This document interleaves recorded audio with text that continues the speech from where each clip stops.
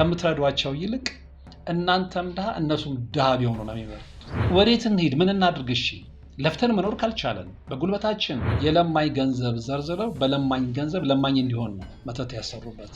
አንዳንድ ጊዜ እንደዚህ በጣም ስሜታዊ ሆኜ ስናገር ውጭ የሚያገኙ ጓደኞች ያላግጣሉ፣ ያሾፋሉ። ነው እኔ ከዚህ በፊት የራሴን ታሪክ ነግሬያቸዋለሁ። እኔም ሰለባ ሆኜ ስለማቅ ነው። አደብ ግዙ፣ ነግበኔ ነው፣ ነግበናንተ ላይ የሚሆነውን አታውቁም።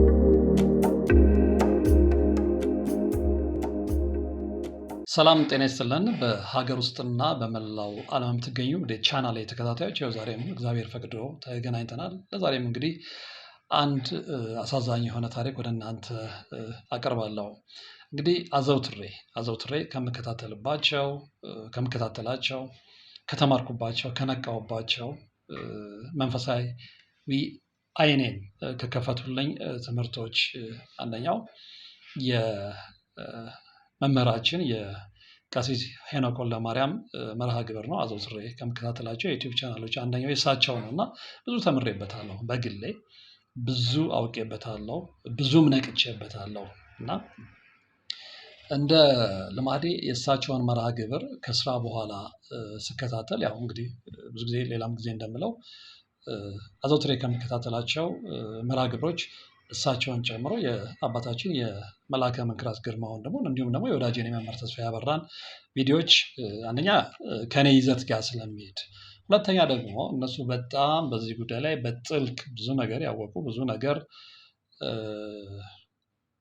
ግንዛቤ ያላቸው ስለሆኑ ብዙ ስለመማር ብዙ መማር ስለምፈልግ አዘውትሬ እከታተላቸዋለሁ እና ከስራ በኋላ የእሳቸውን ቪዲዮ እያየው አንድ በጣም ስሜቴን የሳበ ቪዲዮ ተመለከትኩና በጣም ላይ ደነገጥኩት። ከምሬ ነው የምላችሁ እና በትክክል ከዚህም የከፉ ታሪኮችን ሰምተናል፣ መልሰን ወደ እናንተ አቅርበናል። ይሄኛው ግን ለምን እንደሆነ አላውቅም በጣም ስሜቴን ስለሳበው በዚህ ጉዳይ ላይ ላውራ ፈለኩ። በዚህ ጉዳይ ላይ እና በዚህ አጋጣሚ የሰው ልጅ ክፋት የት ድረስ እንደደረሰ ይሄ ታሪክ ማሳያ ነው ብዬ ነው እማስበው።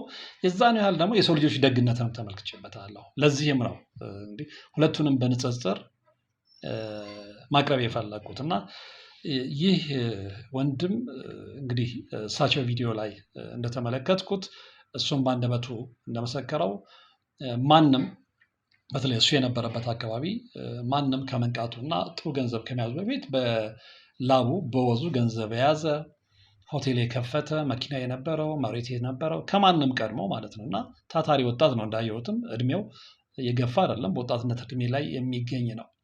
ነገር ግን የሱ እድገት የሱ ከሌሎቹ ፈጥኖ መሄድ ሊያውም ደግሞ አጠገቡ ባሉት ሰዎች ማለት ነው ያናደዳቸው የቅርብ ሰዎቹ እሱ የረዳቸው እሱ ያበላቸው እሱ ያጠጣቸው እሱ ያለበሳቸው እሱ ገንዘብ የሰጣቸው ሰዎች በምቀኝነት ተነሱበት። ተነስተው ዝም አላሉትም። ምንድን ያደረጉት? ለማኝ ሆኖ እንዲቀር ስለፈለጉ ልብ አድርጉ። አጠገባችሁ ያለ ሰው የእናንተን እድገት የማይፈልግ የእናንተን መሻሻል ያውም እየረዳችሁት እየደገፋችሁት ማለት ነው እና አንዳንድ ጊዜ የኛ ሰው ሁሉንም እያልኩ አይደለም እዛ ውስጥ ያሉትን ነው። እናንተ ኖሯችሁ ከምትሰሯቸው ይልቅ ተያይዛችሁ ገደል ብትገቡ ነው የሚመርጡት። እናንተ አልፎላችሁ እናንተ ከነሱ በልጣችሁ ከምትረዷቸው ይልቅ እናንተም ድሃ እነሱም ድሃ ቢሆኑ ነው የሚመርጡት እንጂ እኔ በላቤ በወዜ አግኝቼ ሀብታም ሆኜ አንተን አስጠግቼ ገንዘብ ሰጥቼ የምትሰራውን የስራ መስክ አንተ መርጠህ ገንዘብ ፈንድ አድርጌልህ መሻሻል አይደለም የምትፈልገው። ከዛ ይልቅ አንተ ከምትሻሻል በእኔ ገንዘብ በእኔ እርዳታ አንተ ከምትሻሻል ይልቅ እኔንም ይዘህ ገደል መግባት ነው የምትመርጠው። ይሄንን ባህል አድርገነዋል። እዚህም ወጣት ላይ የተመለከትነው ይሄ ነው። እንግዲህ የቅርብ ሰዎች እዛ ላይ ገንዘብ እየሰጣቸው ያበላቸው ያጠጣቸው ይረዳቸው የነበሩ ሰዎች እንደሆነ በቪዲዮ ላይ ተገልጿል እና ምንድን ነው ያደረጉት? የለማኝ ገንዘብ ዘርዝረው በለማኝ ገንዘብ ለማኝ እንዲሆን ነው መተት ያሰሩበት። ይህንን እኮ ነው የምላችሁ። ስለ መተት አታውሩ፣ መተት የለም እንዲህ ነው ምናምን እያሉ የሚቃወሙ ሰዎችን ተዉ፣ አደብ ግዙ፣ ነግበኔ ነው፣ ነግበናንተ ላይ የሚሆነውን አታቁም የምንለው ያለ ምክንያት አይደለም።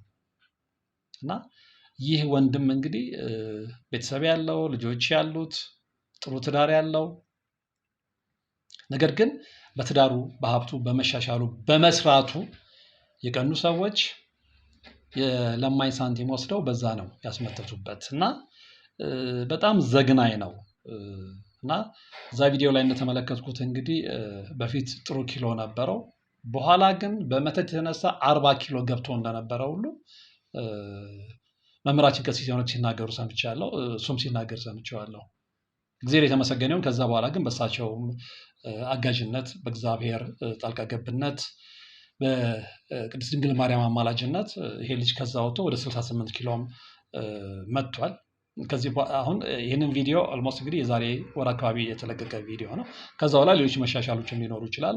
በጣም ደስ ያለኝ ግን በዛን ዕለት መንፈሱን ሸኝተውለታል። የእሱ ብቻ አይደለም የባለቤቱም ጭምር ማለት ነው።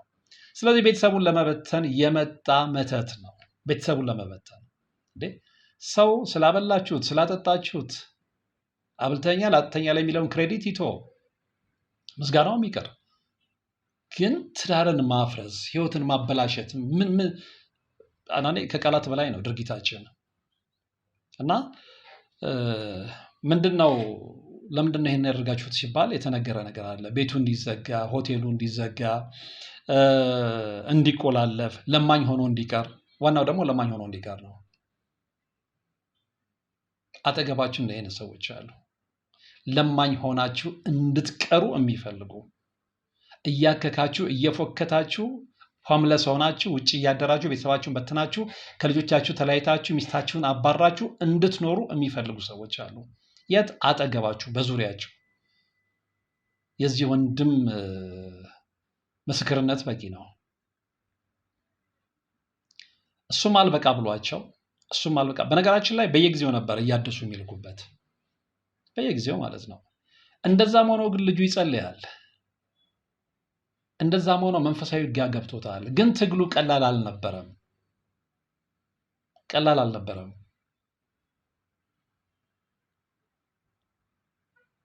ሆቴል ውስጥ ማነው ጸሎት ቤት ውስጥ እያለ የሚያደርጉትን ነገር ሁሉ አልገልጸውም። እዛ ላይ ተገልጿል። ለጊዜው በራሴ ምክንያት መግለጽ አልፈልግም። ያንን ሁሉ ድርጊት ይፈጽሙበት ነበረ።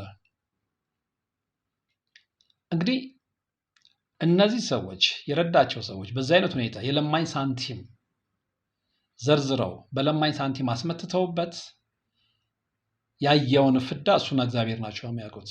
ልጆቹ ለሌላ ሰው ይተርፍ የነበረ ቅድም ብያቸዋለሁ። ከማንም በፊት ብዙ ነገር የነበረው ለልጆቹ እንኳን የትምህርት ቤት መክፈል አቅቶት ልጆቹ ትምህርት ቤት ሁሉ ተፈናቅለው ተበትነው ነበረ።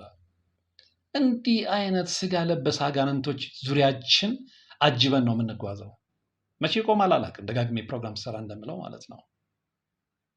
እና እሱም ብቻም አይደለም እንግዲህ ይህ ሰው ይሄ ወንድማችን ሆቴሉ በደንብ ገበያ ያለው በደንብ ይሰራል፣ በደንብ ትርፍ አለው። እንደዛም ሆኖ ግን መንፈሱ ሲሰውር የተላከበት መንፈስ ነው እንግዲህ እነዛ ሰዎች የላኩበት እነዛ ክፎች የላኩበት መንፈስ ለደላላ ደውሎ ሆቴሉን ለመሸጥ ሁሉ ይደራደር ነበር። እሱ አይደለም ያንን የሚያደርገው እሱ ሳይሆን የተላከበት ላዩ ላይ ያደረው መንፈስ ማለት ነው። ግን በፊቱንም ተናግሯል።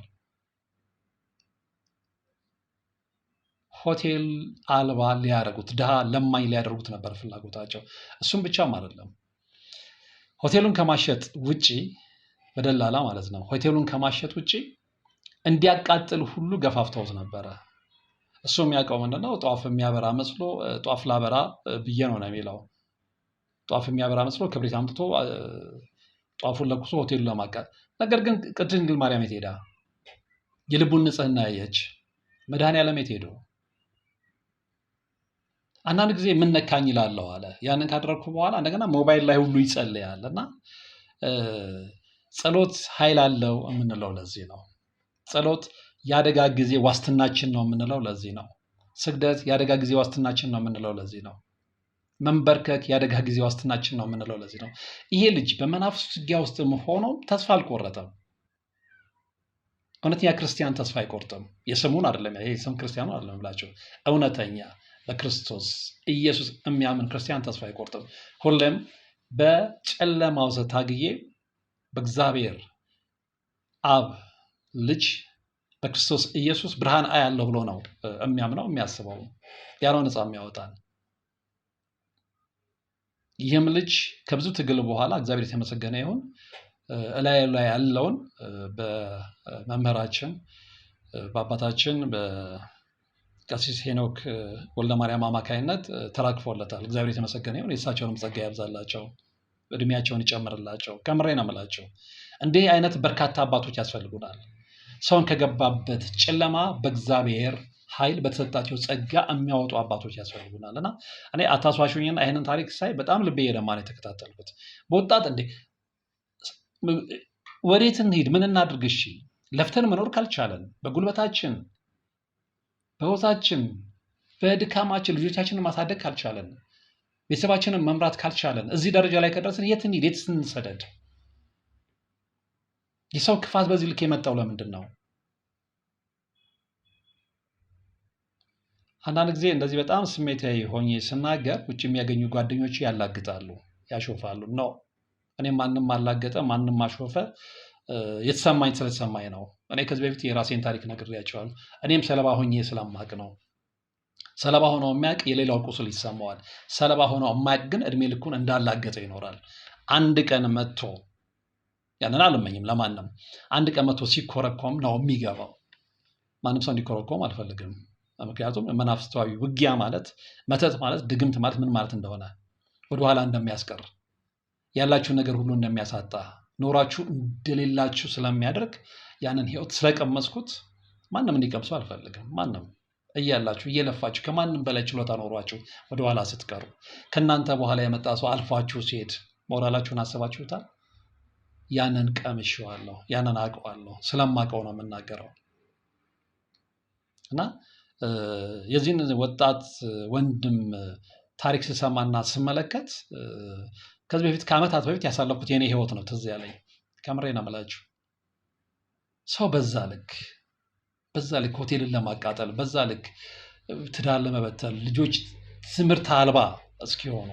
እስኪ እናንተ ልጆቻችሁን በምናባችሁ አምጡና አጠገባችሁ አስቀምጣችሁ እናንተ ላይ ያበላችሁት፣ ያጠጣችሁት፣ ያለበሳችሁት፣ የረዳችሁት፣ ገንዘብ የሰጣችሁት፣ የደገፋችሁት ሰው በእናንተ ቤተሰብ ላይ መጥቶ ልጆቻችሁን ከቤት ውጭ ሲያደርግ፣ እንደውም እዚህ ላይ በጣም ልብ የሚነካ ነገር ሰምቻለሁ። እና እዛ ላይ ሲናገር ምንድነው አንተ አይደለህም ይላቸው ነበረ መምህራችንን ቀሲስ ሄኖክን። አንተ አልነበርክም የቤት ኪራይ ስትከፍል የነበረው? ሌሎች ሁለት ልጆች ጓደኞቹ ይመስሉኛል እነሱ እንደደገፉት ይናገራል። እንግዲህ ብዙዎቻችሁ እንደምታውቁት ቀሲስ ሄኖክ በፍጹም ውዳሴ ከንቱን በጣም የሚጸየፉ መንፈሳዊ አባት እንደሆኑ ታውቃላችሁ። እና እሱ እንኳን ያን በሚናገርበት ሰዓት ላይ ደስተኛ አልነበሩም። ያንን ስሜት ነው የተረዳሁባቸው። እንደዛም ሆኖ ግን እንዲህ አይነት አባቶች አሉ፣ በመንፈሳዊ ተሐድሶ በተሰጣቸው ጸጋ ከዛ ማውጣት ብቻ ሳይሆን የተቸገሩ ሰዎችን ደግሞ በድብቅ የሚረዱ አባቶች። ታዲያ እንደዚህ አይነት አባቶችን ቁጥር ያበረክትልን ማለት ኃጢአቱ ምን ላይ ነው? የሚቃወሙ ሰዎች ስላሉ ነው። ምን አይነት ሰዎች እንደሚቃወሙ ታውቃላችሁ። እና ወደዚህ ወንድም ታሪክ ስመልሳችሁ ከዛ ውጭ እንግዲህ ያየው መከራ ምንድን ነው? ያህል በቃ ብሎ ሆቴሉን ለማቃጠል ግፊት ከማድረግ ሆቴሉን እንዲሸጥ ግፊት ከማድረግ ውጪ ራሱን እንዲያጠፋ ሁሉ ተንኮል ተሰርቶበት ነበረ። ውጭ አውጥቶ አሮጌ መኪና ውስጥ እንዲገባ ይገፋፋው ነበረ፣ እሱ ራሱ ሲናገር ማለት ነው። እሱም ብቻም አይደለም፣ ይወስድና ስጋ ቤት አለ።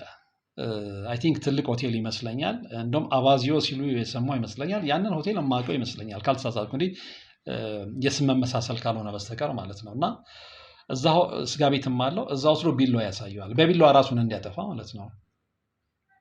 መኪና ያሳየዋል። በመኪና ውስጥ ራሱን እንዲያጠፋ፣ ሆቴሉን እንዲያቃጥል። እሱም ብቻም አይደለም፣ ከሰዎች ጋር ተደባድቦ ወንጀል እንዲሰራ ሁሉ ይገፋፋው ነበረ። እንደውም አንድ ጊዜ ኃላፊውን ልጣላው ሄጄ የሚል እዛ ያሉ ተስተናጋጆች ጋር እንዲጣላው ሁሉ ይገፋፋው ነበር። ከዛ በኋላ ወይ አንዱን በጩቤ ይወጋዋል፣ ወይ አንዱን በጠርሙስ ይፈነክቷል። ከዛ በኋላ ወንጀል አሰርቶ እስር ቤት ልናስገባ ሁሉ እቅድ ይዘን ነበር ነው ያለው። ስለዚህ የተለያየ እቅድ ሊኖረው ይችላል። ሴጣን ደግሞ ሴጣን መጥፎ እቅድ ለማውጣት ምን ተስኖት? ይሄ ሁሉ የመጣው ግን በቅርብ ሰዎች በተሰራ መተት፣ ሊያም ደግሞ ከለማኝ ላይ ተወስዶ በተሰራ የለማኝ ገንዘብ የተሰራ መተት። ለማኝ ሆናችሁ እንድትቀሩ ማለት ነው። ስለዚህ ሰዎች እንዲህ አይነት ታሪኮችን ስትሰሙ ምንድን ነው ውስጣችሁ የሚመላለሰው? የወደፊት የልጆቻችሁ ዕጣ ፈንታ አያሳስባችሁም ወይ? ያሳስበኛል፣ ይቅርታ ያድርጉልኝ፣ በጣም ያስፈራኛል። ምክንያቱም እንዲህ አይነት የሰው ሰይጣኖች መሀላችን ካሉ እኛስ ግድ የለም እንደው ከግማሽ በላይ እድሜያችንን እንትን ብለዋል። ግን ነገ ከነገ ወዲያ የሚመጡ ታዳጊ ልጆቻችን ህይወት ምንድን ነው የሚሆነው? እንዲህ አይነት ሰዎች እስካሉ ድረስ የቤተሰቦቻችን፣ የልጆቻችን፣ የታዳጊዎቻችን ህይወት ያሳስበናል።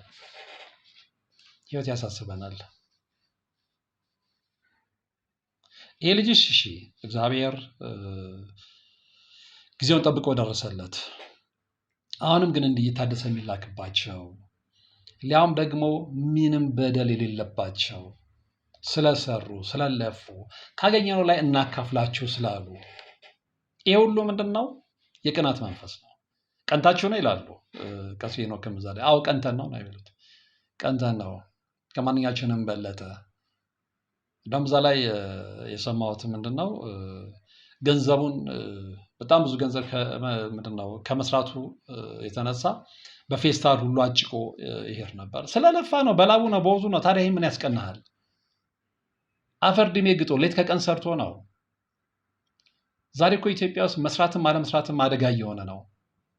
ስትሰሩ እንደዚህ አይነት ምቀኛ መተተኛ ይልክባችኋል። ደግሞ ህይወት ግድ ነው። እጃችሁን አጣምራችሁ ከተቀመጣችሁ ድህነትን በገዛ እጃችሁ እየጋበዛችሁ ነው።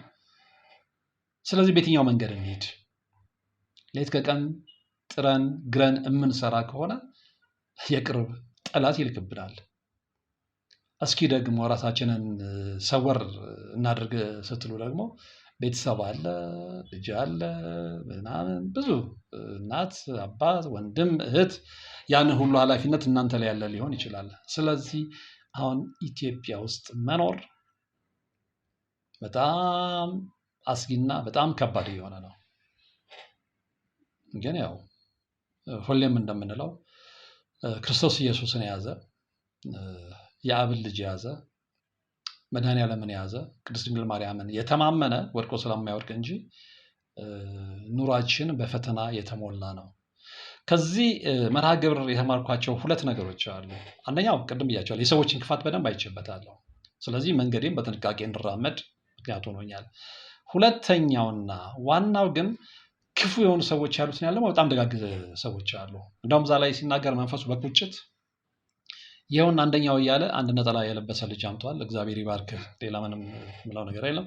አንደኛው ልጅ ደግሞ የአስተናጋጆች ልብ የለበሰ ልጅ አለ። እንግዲህ የቅርብ የቀሲስ ሄኖክ አይ ቲንክ ከቀሲስ ሄኖክ ልጆች ወይም አገልጋዮች አንደኛው ይመስለኛል። እና ሁለቱ ልጆች እያነሳ ነበር ሲናገር። እንደዚህ አይነት ደግሞ እግዚአብሔር ያድላቸው፣ እግዚአብሔር የባረካቸው መንፈስ ቅዱስ የተጠጋቸው ልጆች ደግሞ አሉ። በጓደኛቸው ውድቀት ጊዜ ተሟሙተው ጓደኛቸውን ከውድቀት ለማንሳት ለማውጣት የሚጥሩ ማለት ነው። ጓደኛ ሲቸገር የሚረዱ፣ ጓደኛ ሲወድቅ የሚያነሱ፣ በጓደኛቸው ችግር የማይሳለቁ። ስለዚህ ሁለት አይነት ሰዎችን ይዘን ነው የምንጓዘው። ጉድጓድ የሚምሱልን፣ ከጉድጓድ የሚያወጡንን። እግዚአብሔር ሁሌም ጉድጓድ የሚምስላችሁን ሳይሆን ከጉድጓድ የሚያወጣችሁን ወዳጅ ጓደኛ ይስጣችሁ። ከምሬ ነው የምላችሁ። እንደ ቀላል አትመልከቱት። ይህን አነጋገር እንደ ቀላል አትመልከቱት። በዛ መስመር ውስጥ ያልሄደ እንዳልኳችሁ ሰለባ ያልሆነ ጉዳቱን አያውቀውም። በዚህ ድምፀት ልክ ደግሞ ጉዳቱንም ሊናገርም አይችልም። ምንም የሚያውቀው ነገር የለም። ከውጭ የሰዎችን ታሪክ ይሰማል። ስለ ሰዎች እንዲሆነ ምናምን ይባላል። ምናልባት አንዳንዴ ተረት ነው ሊል ይችላል ምናምን። ነገር ግን በዛ መስመር ውስጥ ያለፈን ቁንጥጫዋን የቀመስናት ደግሞ እየተንገበገበን እንናገራለን። ምክንያቱም በእኛ ላይ የደረሰው በሌሎች ላይ እንዲደርስ ስለማንፈልግ፣ እኛ ያየነውን ስቃይ ሌላ ሰው እንዲያይ ስለማንፈልግ፣ እኛ ያየነውን መከራ ማንም ሰው እንዲያየው ስለማንፈልግ፣ እኛ አተን የተመለከትነውን ስቃይ ሌላው ሰው ደግሞ እንዳይደግመው ስለምንፈልግ እና አዳን ነው። በጣም በጣም በጣም አስቀያሚ ዘመን ላይ ነው ያለ ነው። ከምሬ ነው ብላችሁ አስቀያሚ ዘመን ላይ ማለት ነው። እና እንግዲህ ለፍታችሁ ብዙ ሀብት ኖሯችሁ ምናምን ሰው በሀብታችሁ የሚያውቃችሁ ሰዎች ለልጆቻችሁ እንኳን የትምህርት ቤት መክፈል ስታጡ ምንድነው ፊል የምታደርጉት? ግን ደስ የሚል ማጽናኛ ቃል መጨረሻ ላይ ቀሲስ ሲናገሩ ሰምቻችኋለሁ። ችግር የለውም ችግር የለውም፣ ሁለተኛውንም ብራንች ወይም ሁለተኛውንም ቅርንጫፍ ትከፍታለህ ነው ያሉት። እግዚአብሔር የተመሰገነ ይሁን። በእግዚአብሔር ተስፋ ያልቆረጠ ሰው ወድቆ ይነሳል፣ አትጠራጠሩ። እግዚአብሔርን እማይ ሰው ነው እንደወደቀ የሚቀረው፣ የሰይጣን መጫወቻ የሚሆነው፣ የአጋንንት መጫወቻ የሚሆነው እንጂ እግዚአብሔርን ኢየሱስ ክርስቶስን መጠጊያ ታዛ ያደረገ ሰው በፍጹም ወድቆ አያደርግም። ችግር ሊያጋጥመው ይችላል። አዎ መጽሐፍ ቅዱስም ላይ ብዙ ችግር ያጋጠማቸው ቅዱሳን ሰዎችን ተመልክተናል። ብዙ ቻሌንጅ ያጋጠማቸውን ሰዎች ተመልክተናል። እሱም ብቻም አይደለም፣ መስዋዕትነት እስከ መክፈል ሰማዕትነትን እስከ መክፈል የደረሱትንም ተመልክተናል። እነ ቅድስት አርሴማ ማንሳት እንችላለን። እነ ሰማዕቱ ቅዱስ ጊዮርጊስን ማንሳት እንችላለን። ለክርስትና ሲሉ እግዚአብሔርን ወደው አምላካቸውን ፈቅደው ሰማዕትነትን የተቀበሉ ትንም ማሰብ እንችላለን። ለዛ ግን ጽናት ያስፈልጋል። እንደምንናገረው ቀላል አይደለም። አዎ የክርስትና ፈተና ቀላል አይደለም። ብዙ መውደቅ መነሳት አለው፣ ብዙ ትግል አለው፣ ብዙ መስዋዕትነት አለው። ነገር ግን ሁሌም እውነተኛ ክርስቲያን ያን ሁሉ መስዋዕትነት አልፎ ድል ያደርጋል። ምክንያቱም የያዘውን ይዟልና ማለት ነው። እና ይህን ታሪክ ዛሬ ወደ እናንተ ያቀረብኩት በጣም ልቤን ስለነካኝ ነው። እና ሁሌም ሰዎች መጥፎ ናቸው ብለን በአንድ አቅጣጫ ብቻ እንዳንሄድም ደግሞ ትምህርት ሆኖኛል፣ አስተምሮኛል። የዛን ያህል ደግሞ በውድቀታችን ጊዜ ፈጥነው የሚደርሱልን ወዳጆች እንዳሉንም ተምሬበታለሁ። እና ከእንደዚህ አይነት ውድቀት እግዚአብሔር ይጠብቃችሁ። እንዲህ አብልታችሁ አጠጥታችሁ እረርታችሁ ደግሞ እንዲህ አይነት ተንኮል ከሚፈጽሙባችሁ ሰዎች እግዚአብሔር ይጠብቃችሁ።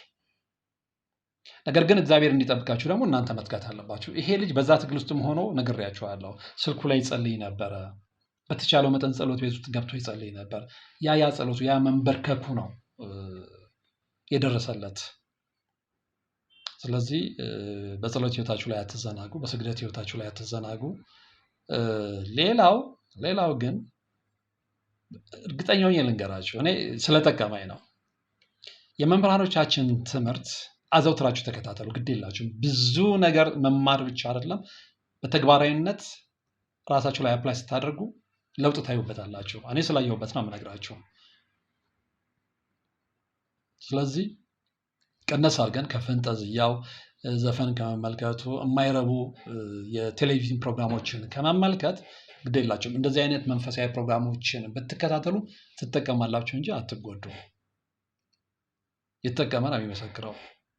እና ከእንዲህ አይነት መጥፎ ነገር እግዚአብሔር ይጠብቀን። እንግዲህ ይህንን በመነሻነት ከቀሲስ ሄኖክ ወልደማርያም ላይ ያገኘሁትን ታሪክ ወደ እናንተ አቅርቤያለሁ። እንደውም ሙሉን ታሪክ ማየት የምትፈልጉ ከሆነ እሳቸው ቻናል ውስጥ ገብታችሁ ብትመለከቱት ደስ ይለኛል።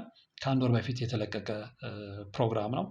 እኔ በጣም ውስጤን ስለነካኝ ነው መልሼ ወደ እናንተ ያቀረብኩት። እና ከመጠቅለል በፊት ግን ሁለት ነገሮችን እንድትረዱልኝ እፈልጋለሁ። አንደኛ ከየትኛውም ማጥ ውስጥ፣ ከየትኛውም ጨለማ ውስጥ፣ ከየትኛውም ስቃይ ውስጥ በመጨረሻም ቢሆን ጽናት ካለን እግዚአብሔር እንደሚያወጣን እንድታምኑ።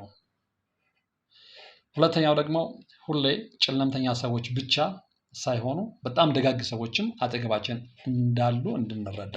አንዳንድ የዚህ አይነት መርሃ ግብር ስንሰራ ምንድነው ሁሌ ኔጌቲቭን ብቻ የሚታያቸው ሰዎች አሉ። ነው እኛ ያለውን እውነት እንናገር እንጂ የዛን ያህል ደግሞ ደጋግ ሰዎች አሉ፣ በችግራችን ጊዜ የሚደርሱ፣ በውድቀታችን ጊዜ ከመሳለቅ ይልቅ ድጋፍ የሚሆኑ ሰዎች ስላሉ እሱንም አቅጣጫ እየተመለከትን ለማለት ነው። ዛሬ እንግዲህ ውድ ጊዜያችሁን ሰውታችሁ ከኔ ጋር ስለነበራችሁ ከልብ አመሰግናለሁ። በሌላ ጊዜ በሌላ መርሃ ግብር የምንገናኝ ይሆናል። እስከዛው ግን ሰላም።